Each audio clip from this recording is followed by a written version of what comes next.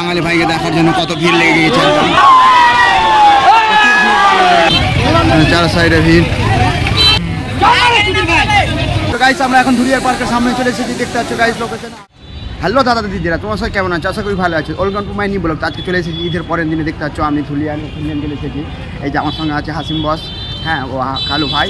তো দেখতে পাচ্ছ আমরা এখন শামসানগঞ্জ থানার সামনে আছি, ধুলিয়ান থানা। দেখতে পাচ্ছ এখন আমরা মেলার সাইডে যাব, তারপরে ধুলিয়ান পার্কে যাব।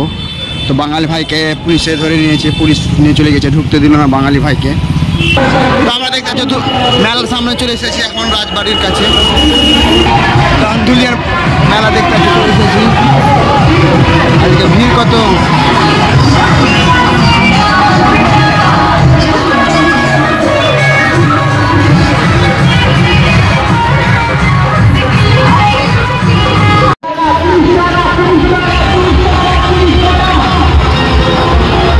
আমরা এখন ধুলিয়ান পার্কের সামনে চলে এসেছি। আর এই যে আমাদের হাসিম বস ও হাসিম ভাই, এদিকে ভদু ভাইও আছে। এই যে দেখতে পাচ্ছ বাঙালি ভাই আসতে পেল না। তো এখন আমরা ধুলিয়ান পার্কে ঢুকবো। দেখতে পাচ্ছ ধুলিয়ান পার্কের নাজারাটা, এখন দুপুর টাইমে ভিড়টা কম। আচ্ছা গাইস, বাঙালি ভাইকে দেখার জন্য কত ভিড় লেগে গিয়েছে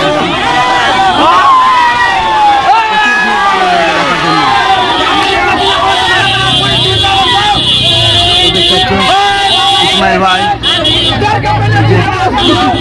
বাঙালি ভাইকে নিয়ে চলে গেছে গাড়িতে।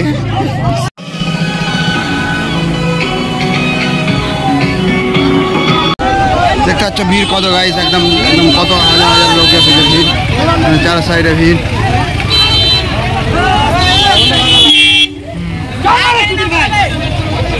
ভিড় লেগে গেছে দেখতে পাচ্ছ গাইস। চারিদিকে দেখো কত লোকজন এসে, চারিদিকে পুলিশে তাড়িয়ে দিল সবাইকে, এখানে ঢুকতে দিচ্ছে না ভিড়ের জন্য। এত ভিড় কি বলার কথা না, প্রচণ্ড ভিড় গাইস, প্রচুর ভিড়, প্রচুর। এত ভিড় কি বলার কথা না। ঈদের বাজারে বুঝতে পারছো যা ভিড়। হ্যাঁ তো গাইস আমরা এখন ধুলিয়ার পার্কের সামনে চলে এসেছি, দেখতে পাচ্ছ গাইস লোকেশন। আর এখন এখানে বাঙালি ভাই আসছিল, কিন্তু বাঙালি ভাইকে আসতে দিল না। হ্যাঁ কী কারণে জানি না। তো দেখতে পাচ্ছ এখানে লোকজন অনেক দাঁড়িয়ে আছে বাঙালি ভাইয়ের জন্য। হ্যাঁ তো আমরাও এসেছিলাম বাঙালি ভাইকে দেখার জন্য।